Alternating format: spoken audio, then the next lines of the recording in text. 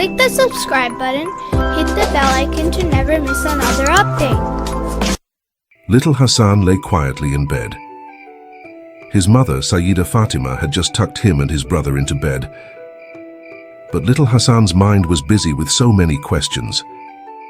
His mother used to pray so much during the night. Who did she pray for? What kinds of du'as did she make? What time did she go to sleep?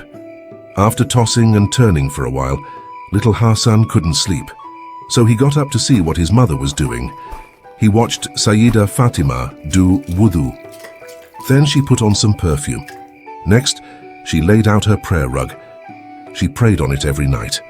She took out her special tasbeeh and started saying, Allahu Akbar, Alhamdulillah, Subhanallah.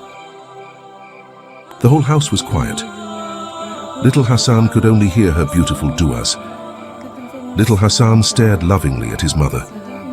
She looked tired, but she loved talking to Allah. Hasan decided to lie down for a while, but he still couldn't sleep.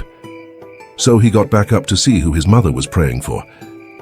Sayyida Fatima was praying for everyone. She prayed for little Hasan's friends and neighbors.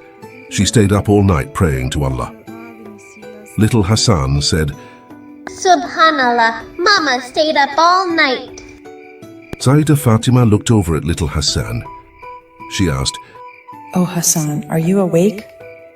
Yes, Mama, I saw you praying. Mama, you prayed for all my friends?